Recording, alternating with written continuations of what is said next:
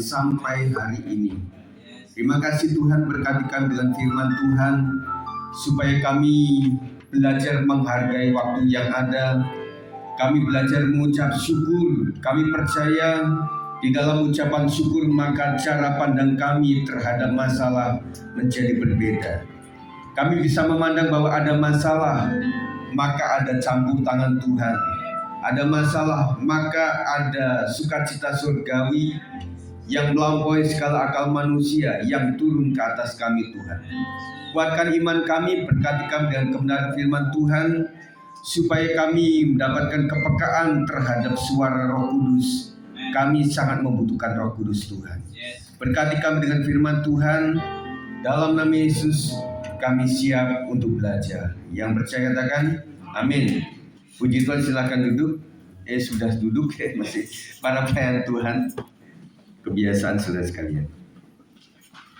Saudara sekalian, saya akan berbicara tentang kepekaan dan hikmat dari Roh Kudus. Kita akan belajar dari Roma 8 ayat 1 sampai 14 dan juga Yohanes 16 ayat 13. Saudara tetap bersukacita? Amin. Puji Tuhan. Saudara sekalian, hari-hari kita yang berjuang, para pelajar kita sedang berjuang untuk naik kelas. Ada yang sudah menghadapi kelulusan, dan juga yang sudah lulus mencari perguruan tinggi, dan yang menghadapi untuk bekerja, dan juga ada yang bergumul untuk pekerjaan sambil kuliah, karena dengan kuliah nanti bisa mendapatkan gelar. Dengan gelar itu maka gajinya bisa berbeda. Dan saudara sekalian, ada yang bergumul juga untuk jodoh, bergumul untuk pernikahan tahun ini, ada yang bergumul untuk usaha. Tetapi saya percaya saudara sekalian bahwa setiap pergumulan itu Tuhan izinkan untuk menunjukkan kuasa Tuhan. Amin. Kita percaya di balik semuanya ada kuasa yang luar biasa yang terjadi atas hidup kita. Dan ada yang bersyukur pula untuk ulang tahun, ada yang bersyukur sudah mendapatkan tanah rumah yang baru, ada yang sedang bergumul untuk mencari rumah yang baru. Tetapi saudara sekalian, dalam skala masa, saat-saat tertentu pasti Tuhan akan menolong setiap kita.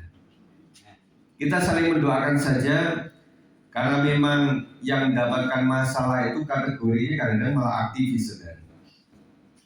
Pak Po menghadapi saudara yang masuk ICU, Bu Marta sudah berkumpul kemarin berduka oleh karena adiknya yang dipanggil oleh Tuhan. Akhirnya puji Tuhan sampai di Depok sudah dini hari. Saya lihat Bu memang berduka cita, tetapi ya ada kekuatan yang baru. Amin saudara sekalian. Dan juga pemerintah juga masih lemes-lemes. Kita doakan terus. Dan juga ada beberapa aktivis kita yang sedang menghadapi itu. Dan pertanyaannya adalah, yang sehat-sehat itu kadang-kadang bukan aktivis, saudara. Betul ya? Tetapi yang sehat, saya minta supaya saudara tidak berpikir, wah kalau begitu nggak mau jadi aktivis gereja saya. Nanti takutnya sakit malah. Tidak itu saudara sekalian ya. Nah, kemarin kami menghadiri satu ulang tahun 5 tahun pelayanan Pak Robert Simanung Khalid. Nah, kami hadir. Nah, setelah itu kita tanya, Ibu Gembala, Bapak Gembala kemana? Oh, sedang di rumah sakit. Wah, kita kaget saudara sekalian. Karena beliau itu masuk HCU. Ya, kemudian untungnya di situ memang ada Pak Yohanes Nahwai yang mau menyampaikan firman Tuhan, dan kita berdoa sama-sama di situ saudara sekalian. Dan saya melihat memang sakit penyakit tidak pandang bulu, tidak pandang umur.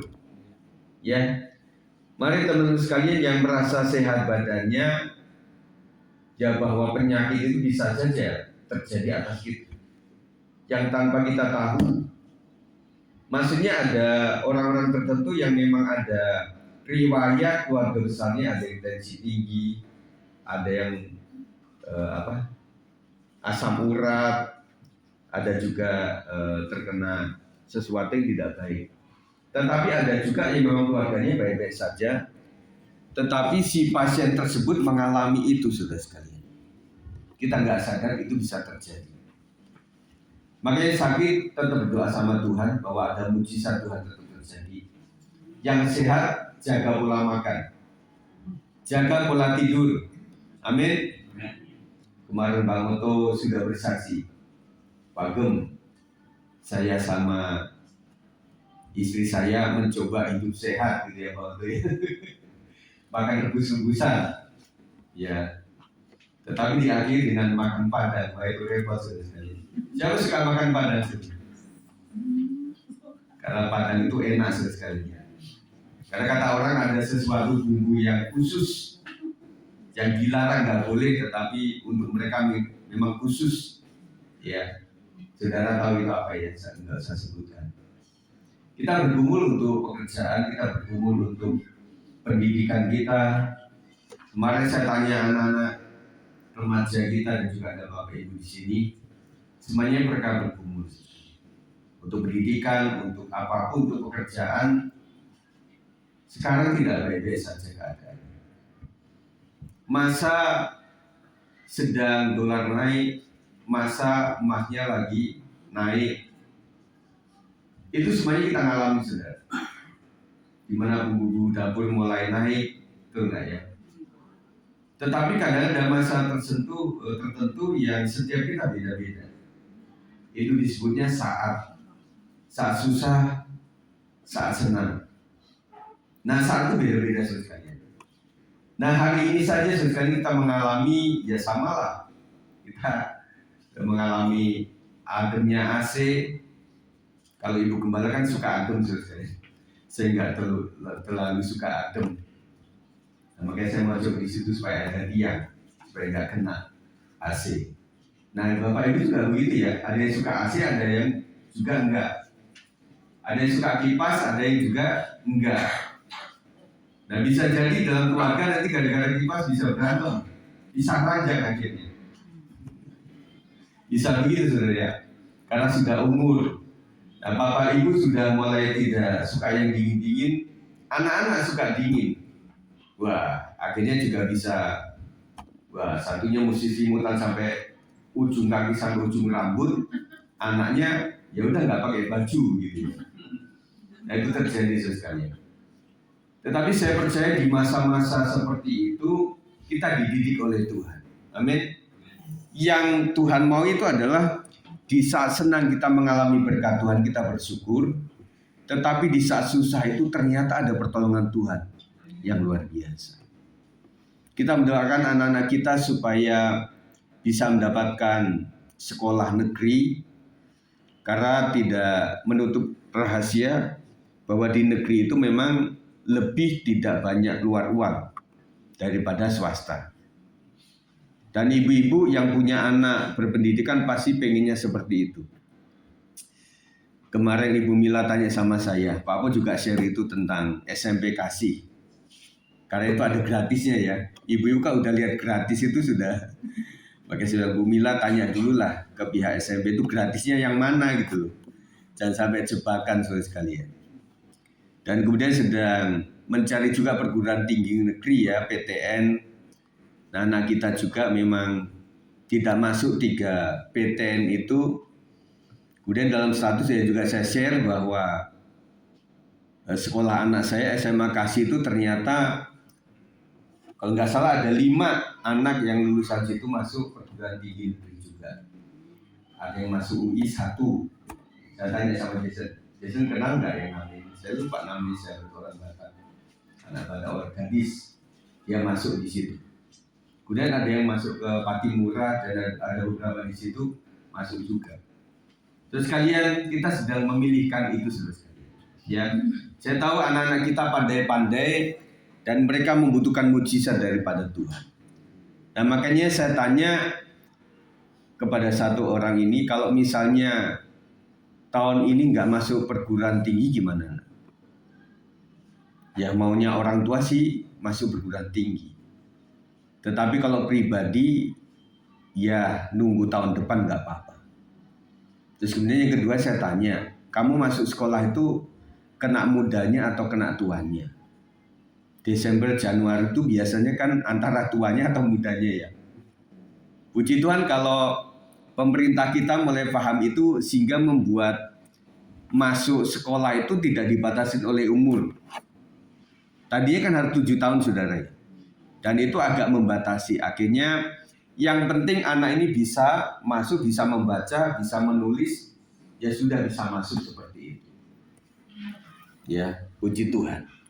Ada yang juga bergumul tentang kesehatan juga, termasuk adik saya ini sekeluarga yang harus bergumul, berjuang karena beliau ini memang bukan nganggur, tetapi seorang guru juga dan ada job-job yang harus di-cancel.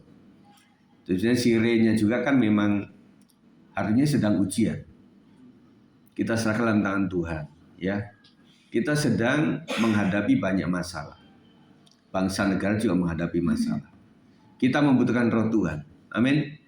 Tetapi sekali lagi saya tegaskan, di balik masalah itu ternyata ada kuasa Tuhan yang dinyatakan. Amin. Ada kuasa Tuhan yang dinyatakan luar biasa.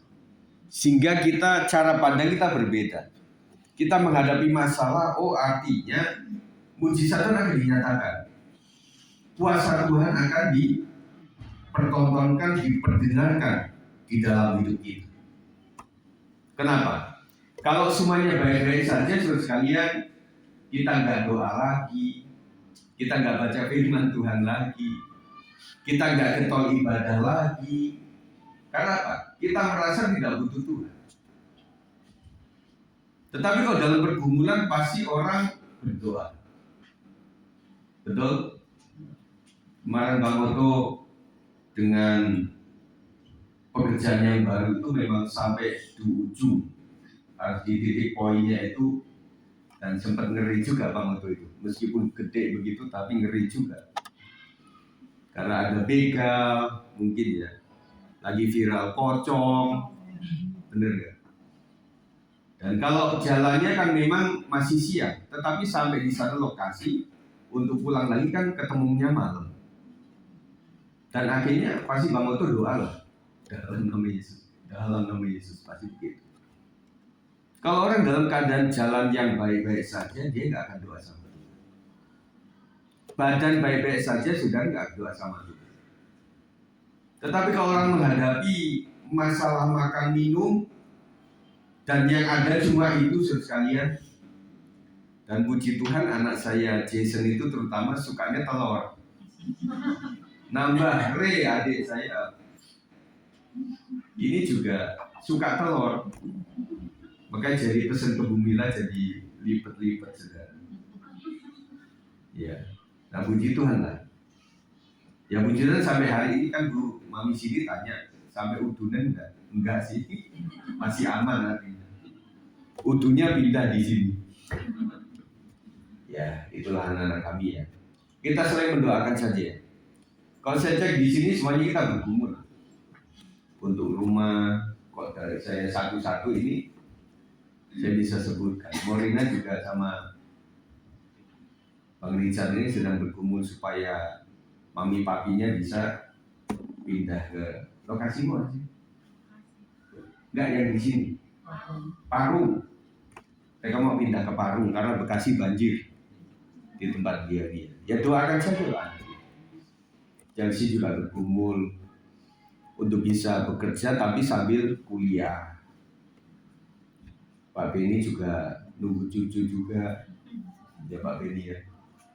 Puji Tuhan. Pak Firman, Bu Cinta, puji Tuhan Tuhan jawab doanya. Itu sudah mulai bersih-bersih ya Pak ya? Tempatnya itu. Ya saya lihat dari statusnya, saya puji Tuhan. Jadi yang diberkati, ada yang masih bergumul, tetap berjuang sama Tuhan. Pak Manalu juga berjuang untuk kesehatan dan juga anak-anak juga. Pak Ferry, Pak Sinaga, semualah. Kalau saya sebutin nanti lama saya korban. Semuanya kita bergumul. Kemarin Nang Boru, Bu Marta kan WA sama saya, Pak Gem, Nang Boru ini sedang lemes. Waduh, gimana ini caranya? Udah berapa waktu saya hubungi Nang Boru nggak nggak keangkat, si Nanu juga nggak keangkat. Tadi baru cerita, Nang Boru akhirnya ke tetangganya, ya bergumul untuk semuanya. Pak Rio juga bergumul, bagaimana supaya sembuh, supaya kuat. Ya, dan kita mendoakan semuanya lah. Kita bergumul semuanya. Puji Tuhan. Mama Rahel puji Tuhan sudah dapatkan pekerjaan. Ya. Nah semuanya bergumul. Bu Ika juga bergumul. Ya. Pak Michael yang sudah mulai tinggi. Udah ketahuan ini Pak Michael atau anaknya kan gitu. Pak Budi juga bergumul. Istrinya sama babynya itu. Semuanya dalam pergumulan. Bu Linda juga bergumul. Pak Ucen juga bergumul. Kan bergumul nggak Pak? Pak Ucen itu mirip Yafet. Mesem gitu. Semuanya ada pergumulan. Semuanya ada pergumulan. Tetapi jumpai Tuhan, tanya sama Tuhan. Tuhan dalam pergumulan itu apa maksud Tuhan? Pasti ada maksudnya. Kita tahu bahwa Ayub itu adalah orang saleh. Tetapi toh hartanya habis, kena sakit, sahabat-sahabatnya malah ngebully dia, istrinya juga tidak sepakat, ya. Pokoknya gini deh, singkatnya kalau sudah sedang bergumul, ingat Ayub. Sedang bergumul anak muda, ingat Yusuf. Yusuf sebagai anak yang manja, penuh fasilitas, tetapi akhirnya oleh abang-abangnya dimasukin lubang sumur, habis itu dijual ke saudagar. Setelah itu dia ada kerja di saudagar ini, kemudian difitnah, kemudian masuk penjara, kemudian setelah itu dia menjadi penguasa di Mesir. Itu adalah sebuah proses yang tidak gampang. Tetapi yang saya ketahui, Yusuf itu tidak pernah memberontak pada saat di sumur, pada saat diseret oleh saudagar itu karena dijual, pada saat dia menjadi asisten rumah tangga membantu, pada saat dia di penjara, dia tidak ada kata-kata yang memberontak. Akhirnya dia menjadi seorang penguasa di Mesir. Dan ketika melihat abang-abangnya kembali, yang ada di Mesir maksud saya, dikatakan bahwa abang-abang ini memang mereka-rekakan jahat terhadap aku. Tetapi Allah mereka-rekanya menjadi sebuah kebaikan. Dengan maksud memelihara suatu bangsa yang besar. Akhirnya ketika bangsa Israel kembali ke tanah perjanjian, maka tulang-tulang Yusuf dibawa kembali. Karena apa? Karena Yusuf adalah berharga di sejarah umat pilihan Allah. Makanya buat teman-teman yang masih berjuang, ingatlah paling enggak dua tokoh ini bahwa ada maksud di balik semuanya. Baik, kita akan kembali kepada yang kita sedang pelajari hari ini, kepekaan dan hikmah dari Roh Kudus. Kehidupan dalam roh membawa identitas baru. Identitas baru. Kemudian cara hidup yang baru. Dan ada pimpinan ilahi. Saudara sekalian, makanya kita membutuhkan roh Tuhan itu supaya identitas kita menjadi baru, menjadi anak-anak Allah yang sejati. Bukan hanya menjadi orang Kristen atau beragama Kristen. Kalau sudah memiliki identitas bahwa saya adalah anak-anak Allah, maka di luar kehidupan bergereja pun saya adalah anak-anak Allah. Saya sebagai pelajar di sekolah, saya adalah anak Tuhan. Saya sebagai mahasiswa di perguruan tinggi, saya adalah anak Tuhan. Saya sebagai karyawan, saya adalah anak Tuhan. Saya sebagai pemilik usaha, sebagai pemilik toko, saya adalah anak Tuhan. Pada saat saudara di pasar, saudara di kantor pos, atau di KRL, ingat bahwa saya adalah anak Tuhan. Saya harus menjadi terang dan garam dunia. Dan itu membutuhkan pimpinan ilahi daripada Tuhan. Dimensi kehidupan dalam roh seperti apa yang harus kita miliki? Yang pertama, Roma 8 ayat 1 sampai 2 kita baca sama-sama di depan. 1, 2, 3. Demikianlah sekarang tidak ada penghukuman bagi mereka yang ada di dalam Kristus Yesus. Roh yang memberi hidup telah memerdekakan kamu dalam Kristus dari hukum dosa dan hukum maut. Jadi status kita adalah orang yang tidak lagi di bawah penghukuman. Amin. Saya bukanlah orang yang di bawah penghukuman dosa. Karena saya sudah diselamatkan. Tidak ada penghukuman bagi mereka yang dalam Kristus. Roh yang memberi hidup telah memberikan kamu dalam Kristus dari hukum dosa dan hukum maut. Dosa hukumannya adalah maut. Dan itu kekal, saudara. Di dalam Kristus orang percaya dibebaskan dari hukum dosa, hukuman dosa. Identitas kita bukan lagi sebagai orang berdosa, tetapi sebagai anak Allah. Aku adalah anak Allah. Kalau aku sebagai anak Allah, maka aku memanggil Allah itu sebagai Bapa. Amin. Ya Bapa. Kita itu hubungannya begitu dekat, saudara. Kita dekat. Aku anaknya, dia adalah Bapakku. Bapa yang baik tentunya mendidik kita. Makanya firman Tuhan mengatakan, perhatikanlah kemurahan Tuhan dan juga kekerasannya. Saudara, Bapa yang baik tentu ada kasih, tetapi ada juga didikannya. Ada Taurat, ada kasih. Tentu begitu. Kalau orang mengasihi anaknya, kemudian dia support semuanya, apapun yang dia mau dia kasih, akhirnya anaknya menjadi manja. Dan ternyata memanjakan anak itu adalah menabur sesuatu yang tidak baik kepada masa depan anak ini. Ingat Bapak Ibu sekalian, ketika engkau memanjakan anak, ingatlah bahwa anak ini sedang dicetak untuk menjadi pribadi yang seperti apa. Terus terang saya katakan bahwa saya kadang-kadang memang agak keras terhadap anak-anak jemaat. Kadang. Karena saya berpikirnya begini. Kalau Bapak Ibu yang punya anak yang sedikit memang agak kreatif, suka jalan-jalan, suka apa, pasti hati seorang bapak dan ibu tidak tega memarahi dia.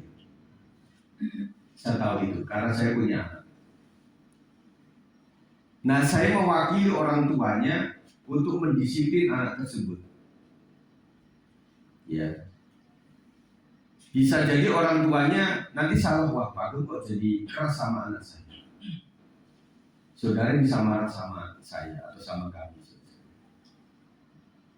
Tetapi pikiran saya adalah ini anak memang harus ada yang memang mendisiplin dia. Selain guru-guru Islam di atas, harus ada orang lain juga. Nah suatu saat memang ada, kita kenalkan sama Mercy ya. Yang kata Budu itu saya masak 200 orang oke lah. Dibandingkan nangani satu anak saya Mercy itu. Kemarin di ibadah Padang tenggelam pun kata Budu, Pak masih nyelup lagi tuh kok gitu. Luar biasa. Nah suatu saat kan dia suka ngambil kan di atas, akhirnya ibu gembala ya sedikit disiplin sama dia. Nah habis itu yang tunduk sekalian. Pada saat dia mau ngambil apa-apa dia turun tuh. Bukan, mau ambil itu boleh nggak? Nah itu akhirnya dia ke atas lagi. Nah begini saudara, jadi artinya kami itu bukan menjahati anak, tetapi mencoba membantu para orang tua. Kadang anak itu lebih hormat kepada orang lain. Benar nggak? Pernah nggak ibu-ibu, bapak-bapak yang kasih tahu sama anaknya, nah nggak boleh begitu. Kata guru sekali minggu boleh Pak. Gitu nggak? Kita ngajarin matematika, enggak, guru les saya bilang begini, benar enggak? Akhirnya orang tuanya enggak dapat tempat di hati anak itu. Nah, kira-kira analoginya seperti itu. Makanya saya bilang kepada kemenakan saya ini, si Re itu kan agak kreatif juga kan. Saya bilang, Re, saya tahu papa mama kamu, makanya kan ayah ibu kamu, pasti membuat kamu akan senang.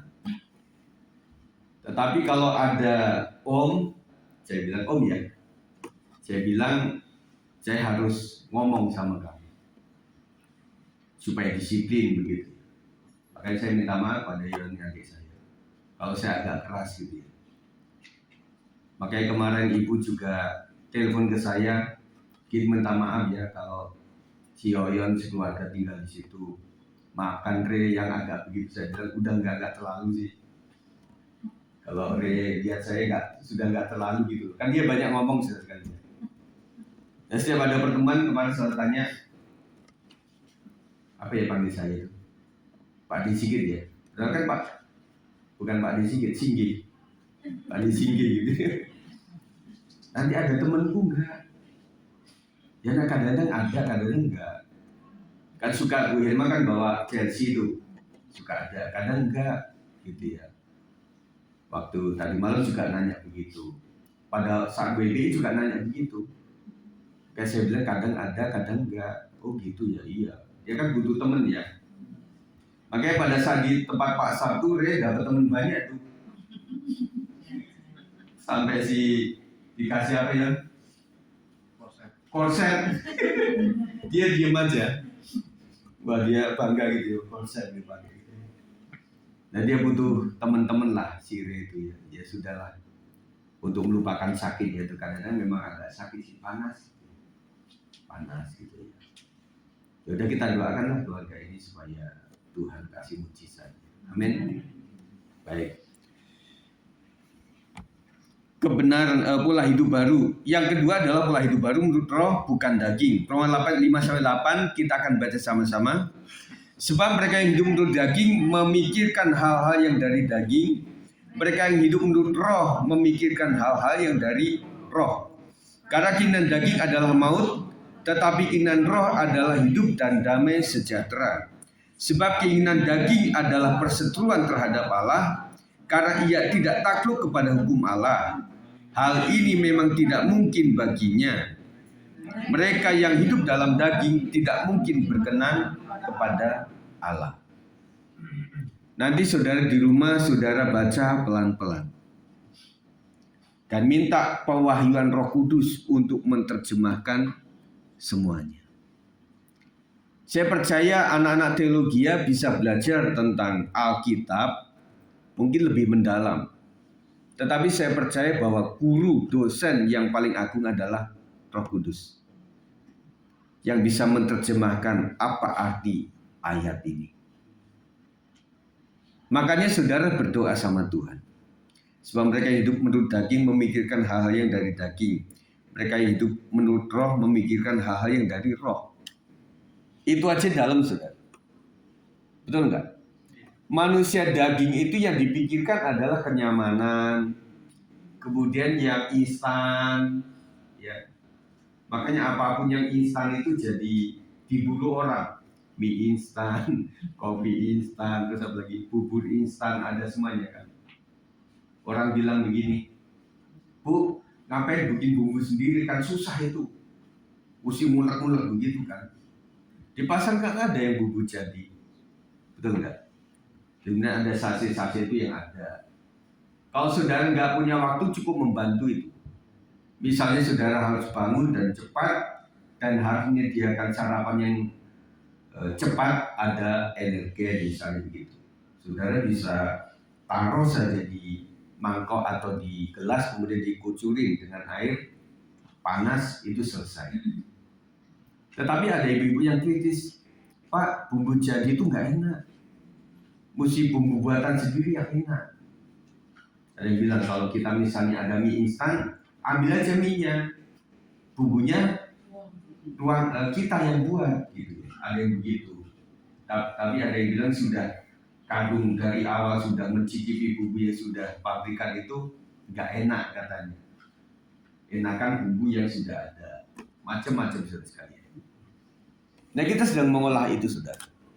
Kita sedang berusaha kepada anak-anak kita supaya namanya gadget dan yang instan-instan itu coba kita mendisiplinkan kepada mereka itu. Saya percaya gadget adalah sesuatu yang memang membantu. Saya juga punya, saya sangat dibantu dengan itu. Tetapi kadang-kadang menyita waktu untuk membuat kita tidak lagi doa. Dan anak-anak itu saudara sebenarnya terhadap gadget itu adalah itu adrenalin saudara. Saya berulang katakan ketika handphone atau tablet itu sudah meninggal dunia karena baterainya lowbat, anak itu langsung tidur. Artinya aslinya anak itu sudah ngantuk dari tadi. Makanya ibu-ibu yang pengen cepat ya sudahlah, kita nggak ada punya asisten rumah tangga, tidak punya babysitter, ya udah kasih handphone aja, diem kan, diem 5 jam juga diem sudah. Ya dia berdiri, entar duduk, entar nunggu begini, entar begini, dan enggak. Terus kita bilang sama anak kita, nak jangan begitu, nanti jereng mata kamu. Apa yang daripada anak itu? Ngambek dia. Dan berulang-ulang ada tayangan bagaimana anak yang suka main game itu kan, nggak ada handphone pun begini sudah. Benar nggak? Itu sudah penyakit sudah. Nah makanya di sisi inilah saya membantu para orang tua jemaat yang dikasih oleh Tuhan. Kadang-kadang saya agak keras. Janganlah handphone itu jangan gitu ya. Makanya saya kasih tahu ke sini di sini kadang Pak membantu agak marah terhadap anak-anak supaya anak itu orang tuanya dibantu. Oh ternyata ada yang menasihati selain bapaknya atau ibunya. Itu tujuannya. Ya minta maaf kalau memang ada sesuatu yang saudara rasa kurang pas. Tapi tujuan kami baik, membantu bapak ibu saudara sama dengan guru-guru sekolah maupun guru sekolah minggu atau sahabat saudara membantu supaya anak kita menjadi anak yang baik, memiliki masa depan yang baik pula. Pikiran yang dikuasai roh menghasilkan kehidupan dan damai sejahtera. Pikiran yang dikuasai Roh Kudus menghasilkan kehidupan dan damai sejahtera. Dikatakan meskipun pohon ara tidak berbuah, kambing domba terhalau dari kurungan, pokoknya situasi yang sedang tidak baik. Tetapi bagi orang yang dipimpin oleh Roh Tuhan, yang diurapi oleh Roh Tuhan, dia akan tetap ria-ria di dalam Tuhan. Ini yang menjadi kesaksian buat kita sekalian bagi orang lain. Supaya orang lain lihat kita keadaan tidak baik tetapi ekspresinya tetap baik. Ada bonusnya. Di dalam hati yang gembira adalah obat yang manjur. Amin. Yang pertama kita menjadi berkat bagi orang lain. Yang kedua kita diberikan kekuatan untuk cepat sembuh. Karena secara medis mengatakan bahwa sebenarnya sakit itu lebih banyakkan kepada pikiran yang sedang kita pikirkan. Setelah kita pikirkan, kita katakan. Makanya saudara, kalau saya misalnya ditanya orang itu kadang-kadang dua versi. Ini pertanyaan yang saya harus jawab secara iman atau secara kenyataan. Betul nggak itu? Biasa saya tanya Bu Mila ini, misalnya Bu, Ibu Mila sedang sakit. Bu, bagaimana keadaan? Nah kok kenyataan? Pak Gem, saya sedang sakit. Itu kenyataan. Tetapi harus ada imannya sudah. Maksudnya gini, Pak Gem memang secara fisik saya sakit, tetapi saya berimanlah, saya akan sembuh. Begitu sudah. Pak Sinaga keadaan gimana Pak? apakah ada utang Pak? Bisa itu, ini nggak kenyataan ilustrasi saja. Biasanya ada utang. Tapi saya percaya minggu ini saya akan membayarnya lunas. Nah, antara kenyataan dan iman ini harus kita proses demikian rupa. Jangan sampai kenyataan kita sesungguh-sungguhnya mematikan iman. Tahu maksudnya? Jangan sampai kenyataan itu membuat perkataan dan pikiran kita berkata apa adanya, akhirnya iman itu ditindis. Makanya banyak kali ada syair-syair lagu rohani, meskipun Tuhan tak menjawab doaku, meskipun doaku tidak terjawab, walaupun gunung tak berpindah, aku tetap percaya, aku tetap setia. Jadi ukuran Tuhan terhadap iman kita adalah bukan pada saat baik-baik saja, tetapi pada saat tidak baik. Saudara ingat nggak pada saat saya mengundang Pastor Pangeran yang dari Malang itu masih dalam keadaan berduka, saudara, karena keluarganya meninggal. Waktu dia katakan, saya hampir nggak mau Pak Sigit undang untuk berkorban. Tetapi saya ingat saya adalah hamba Tuhan. Bagaimana di saat berduka saya bisa mensupport orang lain untuk tetap bergembira. Maka beliau datang. Setelah itu saya antar di parkiran itu, langsung dia kendarai mobil dengan cepat karena memburu yang ada di sana. Saya ingatkan saudara, diuji kemantapan rohani saudara pada saat saudara sedang menghadapi masalah. Itu namanya respon. Respon kita, saudara. Kita menghadapi mujizat karena awalnya menghadapi sesuatu yang tidak baik, tetapi dengan respon yang baik. Kemarin Pak Yohanes Nahwai mengatakan sebuah kesaksian. Pada saat 5 tahun pengembalaan beliau ini, dia katakan bahwa ditinggalkan papanya Pak almarhum Yakob Nahwai itu tidak mudah. Itu tidak mudah. Tidak mudah yang kedua adalah Pak Yohanes itu enggak siap aslinya.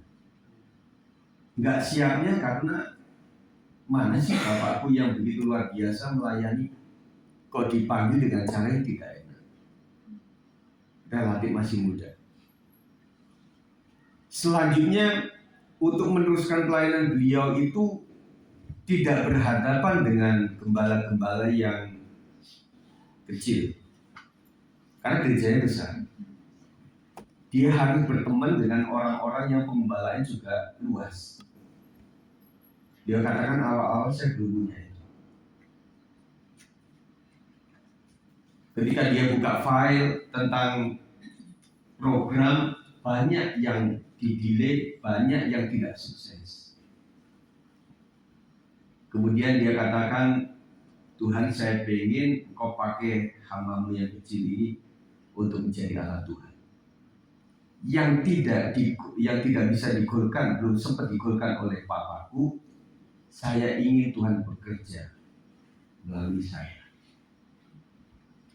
Sehingga membuat cara pandang dia beda. Oh, kalau di zaman bapakku ini belum terselesaikan, maka mungkin Tuhan di zaman aku menyelesaikan itu. Salah satu contoh sekalian, dia katakan bahwa di samping gereja Mawar Salon yang besar itu ternyata ada tanah yang luas. Itu sejak Pak Yakob itu diusahakan nggak tembus. Tuhan, saya pengen dipakai dalam era saya supaya tanah ini bisa diperdayakan.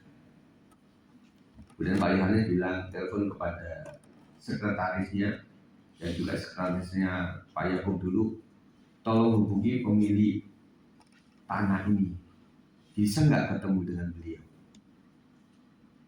Dan ternyata pemilik tanahnya nggak gampang sudah. Dia orang sibuk, sampai akhirnya 4 bulan bisa ketemu. Ada yang ngobrol.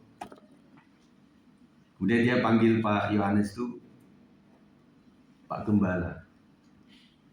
Wah, pakai Pak Yohanes itu bercanda. Wah, kita doakan supaya benar dia menjadi domba kita.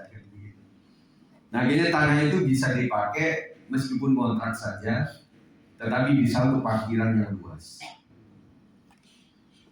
Makanya beliau itu bisa katakan share tentang sebuah respon. Hasil yang tidak baik tetapi meresponi dengan seakan-akan sudah baik. Ketika seorang sakit, terima kasih Tuhan atas kesembuhan ini. Kayak orang agak begini kan. Kamu kan masih sakit, kok ngomongnya begitu? Iya, itu iman saya.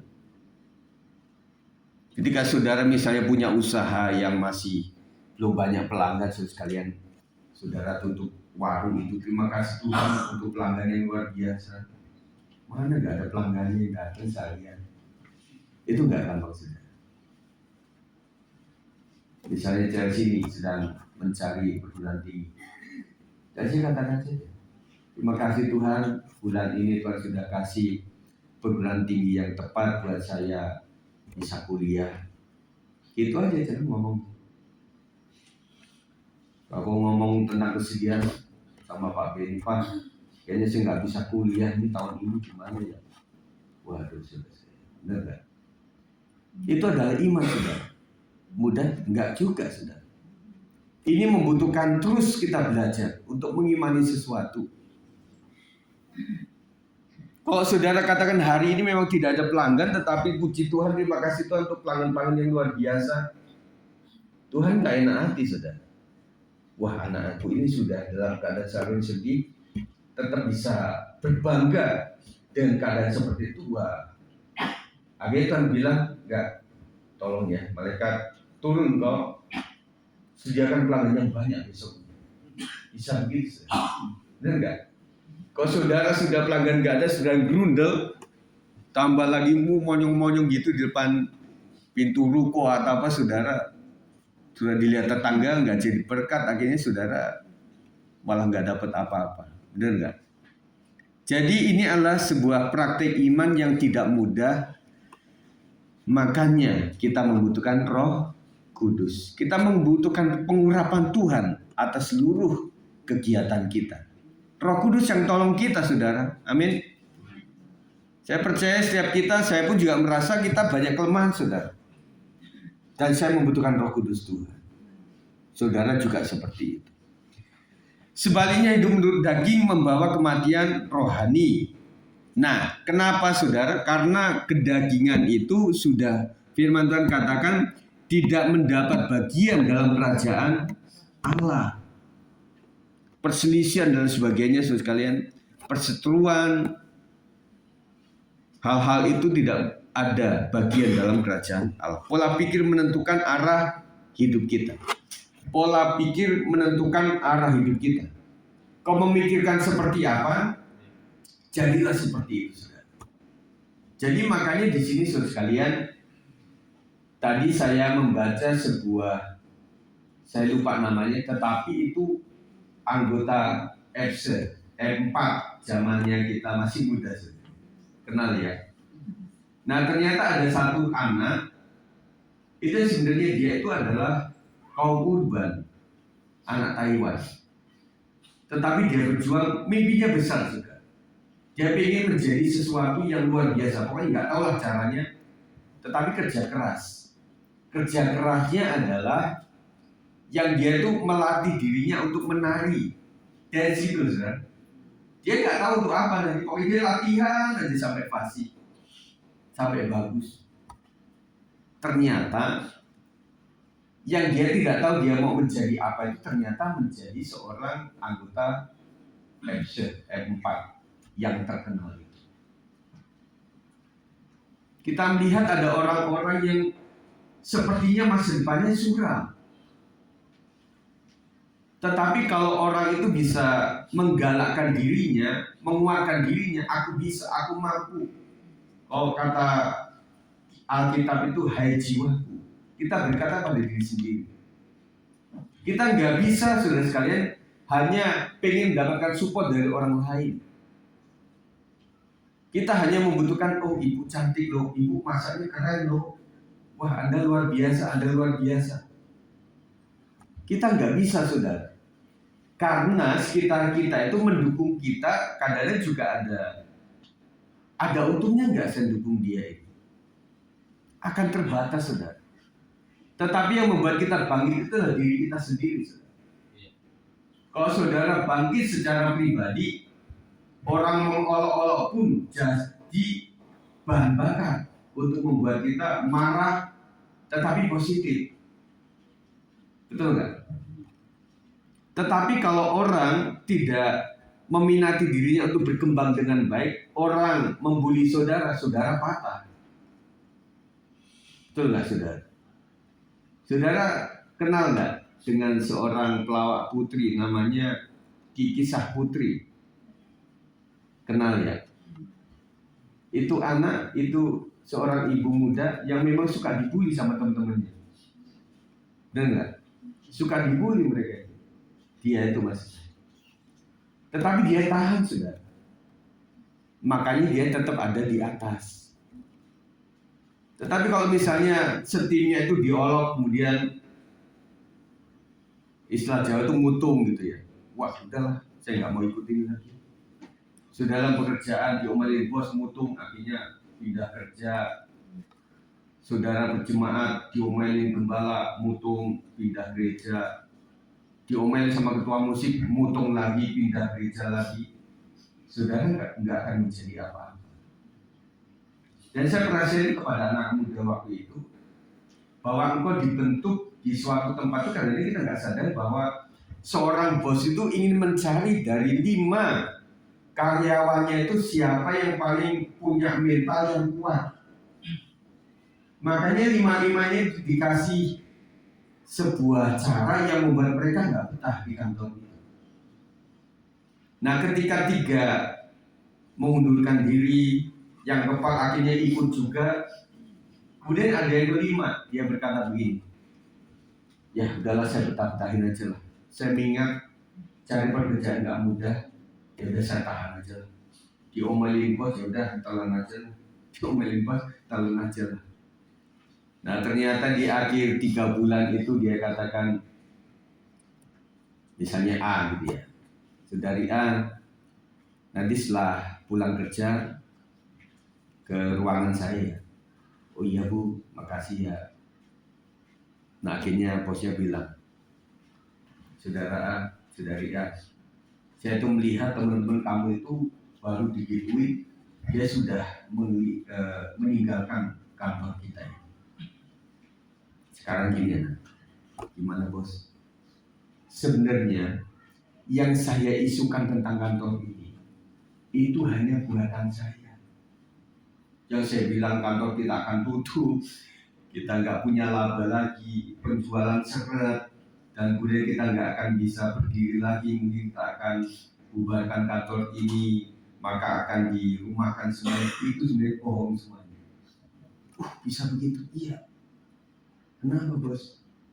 Saya itu pengen tahu mental-mental yang kuat, mental-mental pejuang, mental-mental pemimpin itu yang mana gitu. Nah setelah saya katakan seperti itu kurang lebih 3 bulan ini, tetapi kamu tetap bertahan.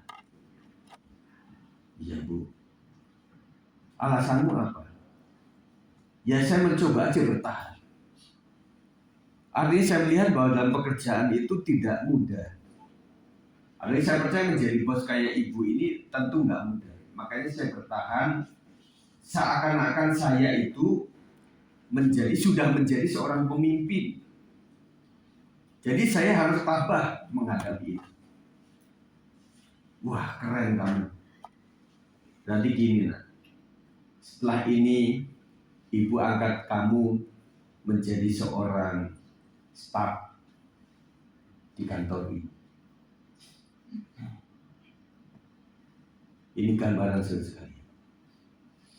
Saya ingat pada istriku ini ketika di Bandung itu kan ketemu dengan beberapa teman, sudah pernah ketemu, namanya Ci Catherine, ya pasti kenal tuh, yang kita panggil Ci Acian begitu. Pada saat bekerja itu dia bilang gini, Trin, anggap saja perusahaan ini adalah perusahaan kamu. Wah, sampai begitu. Ya. Supaya apa? Ya, ini anggap milik kamu aja gitu. Jadi supaya kamu bisa bekerja dengan baik, dan memang benar-benar baik bos ini sampai sekarang selesai. Yang tempoh hari sempat kasih kirim kita beberapa baju ya, karena memang dia kan memang di outlet. Boleh saya sebut yang salah satunya adalah Presiden. Itu buatan beliau. Dan sampai cuti hamil pun tetap digaji. Dan kemudian ketika mau pindah ke Depok sekalian, udahlah memang kurang apa sampai besok sekalian. Ya tetap kami harus pindah, tetapi sampai baik hari ini. Dan ukur sekalian, mungkin ketika gembalamu ini mungkin ya out control atau apa marahin saudara, mungkin tidak sempat saya pikirkan itu, ya saya minta maaf. Tetapi kalau saya secara pribadi mungkin Tuhan sedang mengolah saya untuk menjadi orang yang kuat. Amin saudara. Aduh Pak Sigit kalau sudah diam-diam dari sekali ngomong kadang nyakitin juga itu. Mungkin begitu saudara sekalian. Tetapi saya pikir-pikir kapan itu kayaknya minim sih melakukan itu. Ya puji Tuhan, Tuhan kasih kekuatan pada kita, pada saya maksud saya, dan juga kepada istriku ini yang luar biasa, sudah bertumbuh luar biasa sampai hari ini. Betul nggak Pak Yesus? Betul, jadi istriku ini luar biasa. Terima kasih ya, sudah menjadi seorang ibu gembala yang waktu itu mau dipanggil Bugem aja nggak mau. Apaan sih Bugem, nanti dikatakan Bugem Brot. Tapi akhirnya sudahlah, itu sapaan cinta kasih jemaat lah ya, terima sajalah, bukan Pak Gem gitu ya. Mungkin orang-orang baru nama kita, nama saya itu mungkin Pak Gem gitu ya. Siapa itu Pak Gem itu loh? Mungkin ya, saya bayangkan begitu ya. Itu karena ya luar biasa lah, Tuhan mendidik kita sekalian. Jadi maafkan kami jika kami memang kadang mungkin ada kasar atau apa. Tetapi kembalilah kepada setiap kita kan mau dididik oleh Tuhan ya. Saya tahu ada orang-orang yang memang anti terhadap kritikan. Ada yang keras dan sebagainya, tetapi ketika melunakkan dirinya ya sudahlah. Kalau memang Tuhan operasikan saya menjadi pribadi yang lebih lagi, ya saya manut dan nurut saja. Betul saudara? Dan kalau setiap hari raya kurban itu kan selalu ada lembu-lembu sapi yang sedang viral, yang masuk toko kamera. Untungnya bukan ngambil kamera, nggak bisa, nggak rusak begitu ya. Ada yang mau dipotong bedal, ada yang keluar dari truk, ada yang lari-lari, wah macam-macam sekalian. Nah kita mau menjadi pribadi sesuai dengan kehendak Tuhan. Pola pikir menentukan arah hidup. Yang ketiga, pimpinan roh, identitas dan arah hidup. Roma 8:14, 1, 2, 3. Semua orang yang dipimpin roh Allah adalah anak Allah. Amin. Tetapi apabila ia datang, yaitu roh kebenaran, ia akan memimpin kamu ke dalam seluruh kebenaran, sebab ia tidak akan berkata-kata dari dirinya sendiri, tetapi segala sesuatu yang didengarnya itulah yang akan dikatakannya, dan ia akan memberitakan kepadamu hal-hal yang akan datang. Orang yang dipimpin roh adalah anak-anak Allah. Roh Kudus menuntun kepada kebenaran dan memberikan hikmat dalam keputusan hidup. Ini yang paling penting buat kita sekalian.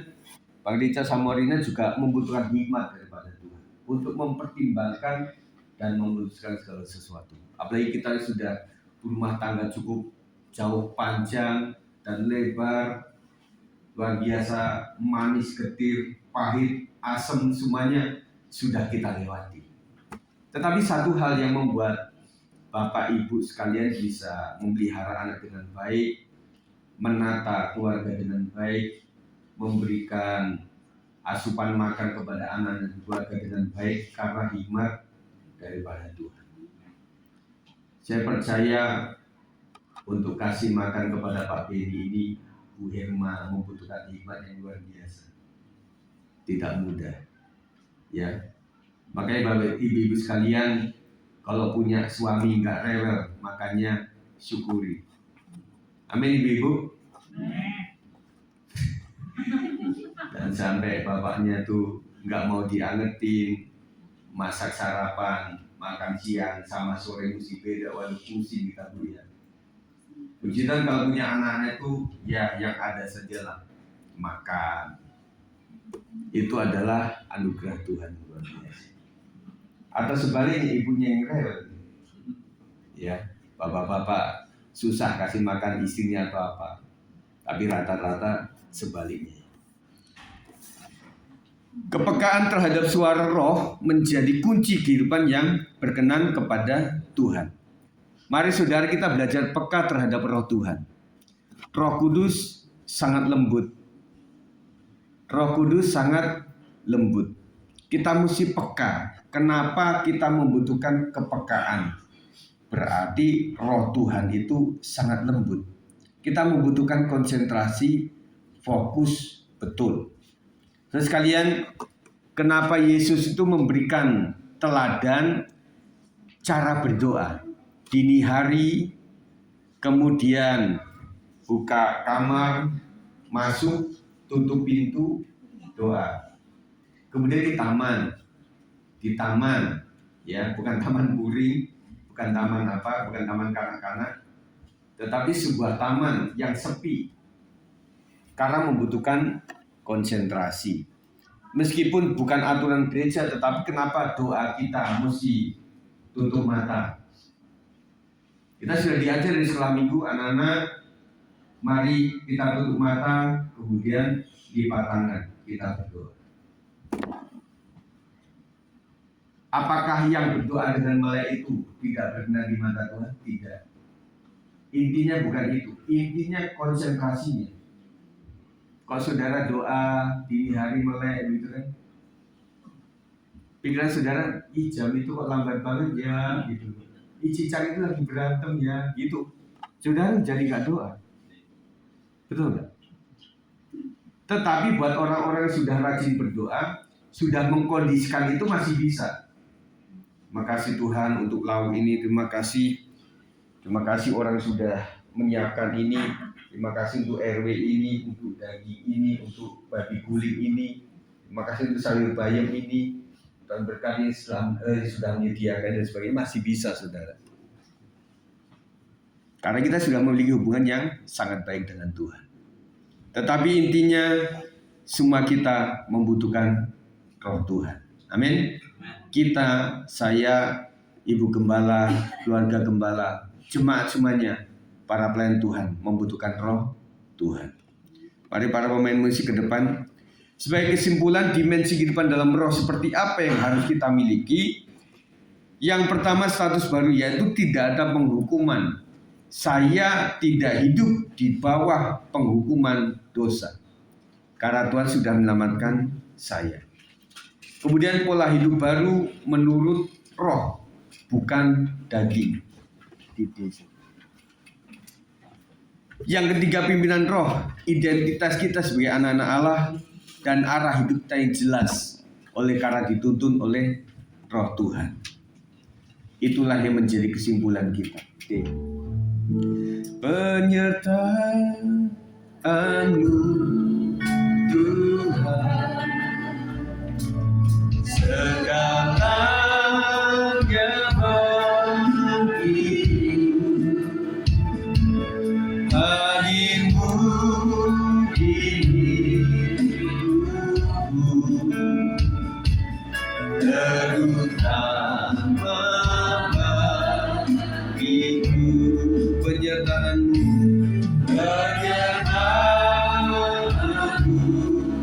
Tuhan, segalanya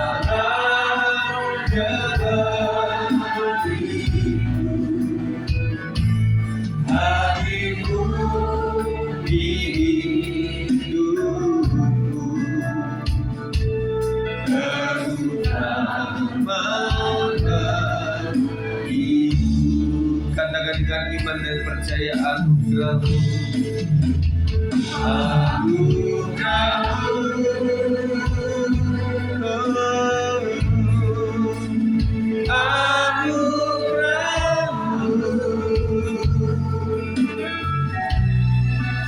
Semakan anugerah-Mu,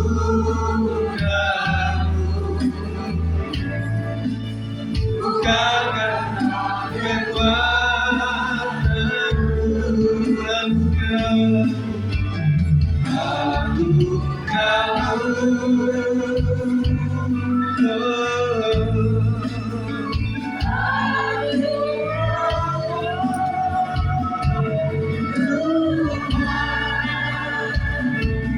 kasih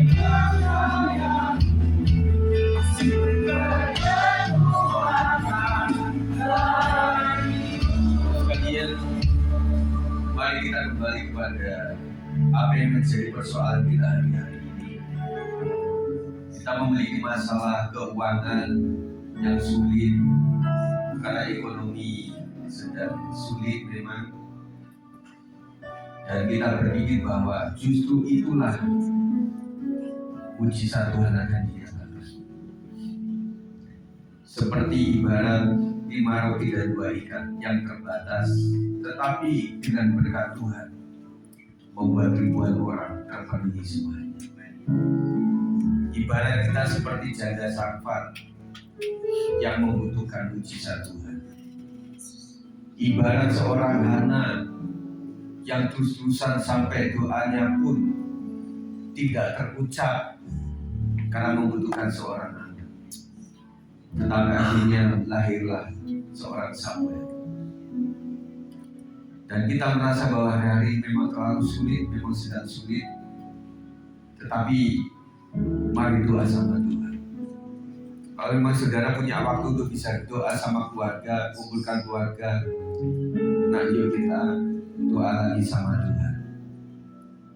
Karena kebutuhan kita akan mengembangkan toko ini, kita mengembangkan usaha ini, dan adikku ini setelah lagi akan lulus, dan kakak kamu setelah lagi akan mencari tempat kuliah, dan abang kamu setelah lagi akan menikah, membutuhkan biaya yang banyak. Kita doa sama-sama ya. Saudara minta lawatan Tuhan.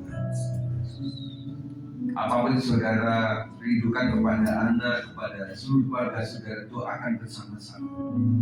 Minta pengurapan Tuhan yang luar biasa.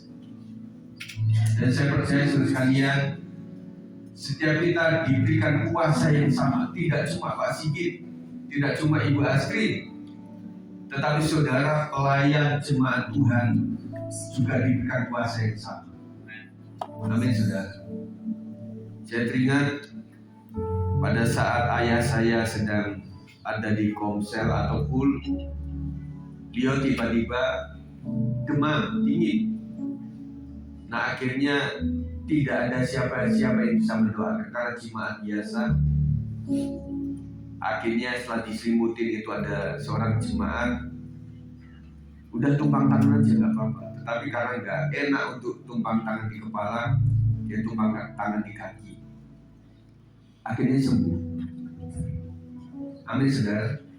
Jadi setiap saudara juga memiliki kuasa yang sama saudara.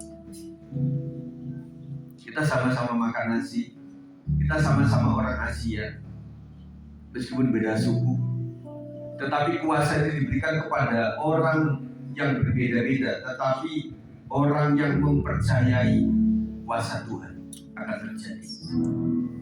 Maka apapun yang terjadi dalam hidup saudara, belajarlah berdoa sama Tuhan supaya Tuhan mengurapi saudara sekalian. Amin. Nanti Pak Sinaga akan berdoa untuk kita sekalian. Kita naikkan pujian ini. Penyertaan